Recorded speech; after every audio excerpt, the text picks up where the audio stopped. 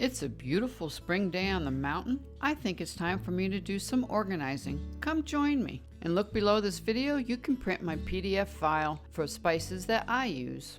Today I will share with you how I bought this little cabinet. It was for $50 from an antique store, and I changed it to my spice cabinet. And here's what the cabinet looks like before we begin to paint it. It has 3 shelves all the way to the other side.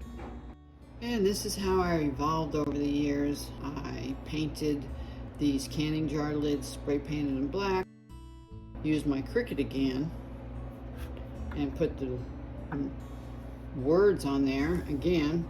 See the different size fonts? That drives me nuts. It's not cohesive.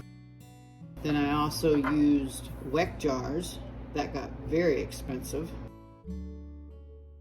So I have evolved to what I am about to show you today, and that makes me happy. Now, I used to also have these jars, but when I grow my own, I would have to put them in a plain jar, and it never matched. It was all over the place. I think coming up with the system that I have now really works, and it feels very cohesive. Speaking of growing your own herbs, if you'd like to learn more about basil or basil like I do, look up there. I'll leave a link to a video that shows you so much of how I grow it all year round. And this is some of my bay leaf trees that I just recently got, and 2 pineapples. I'll be doing that video shortly.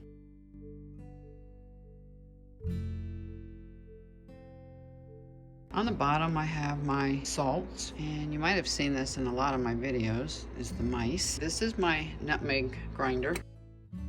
My nutmeg right inside. And over here is my cinnamon moonshine extract. If you want to learn how to make your own extracts, look up there. I'll leave the link. And back there is just plain moonshine I use when I make my pie crust. And on this side is my baking side. I have my bowls for cracking eggs and spices, little pitcher for when I need just a little bit of water. That's for spices, and that's also for whisking eggs. And on this side I used black writing, circles on the top, and I did numbers on my Cricut machine. You can buy really nice numbers and letter stencils at craft stores and Amazon. I'll leave the link below. And over here I did this on my Cricut machine, and I did this just in a spreadsheet style. And what's great about this, if I decide to take out number 8, which is cloves, and I decide to use something else, all I have to do is hand wash the jar and put something different in.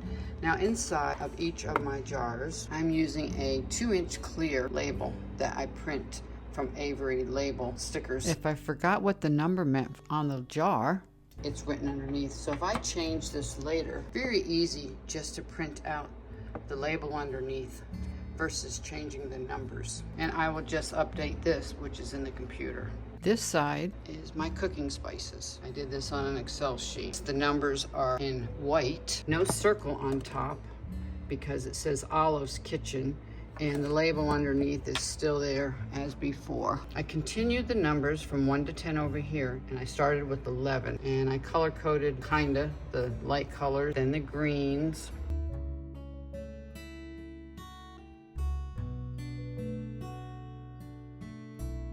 and then the yellows and golds and reds.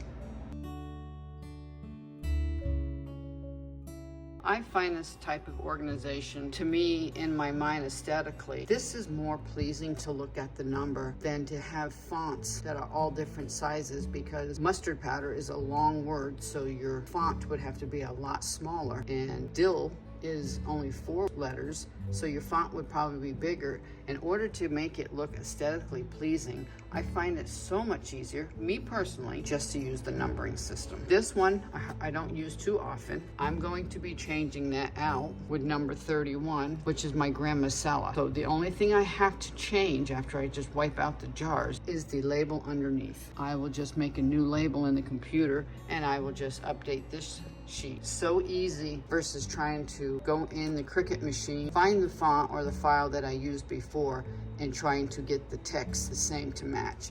To me, I find this very pleasing to look at. In my opinion, this is the way I prefer. This is the way I do a lot of my organization. On this side, I only used one style of glass jars. I originally had them in that shaker cabinet over there, but it would only hold my baking, and I had my cooking spices in another cabinet. And as for my cooking spices over here, there are 4 different sizes: the large, the medium, the smaller medium, and then the very tiny one. So I actually bought 2 sets from Amazon, and I love how it has the gasket. It really seals it. You can hear it every time you close it. And I love the glass. The glass is very nice, very easy to wash. And then I ordered the little scoops, and I'll leave that link below. They're wooden scoops. And the reason I really like this cabinet, it's not deep at all. You can see it compared to that cabinet there, because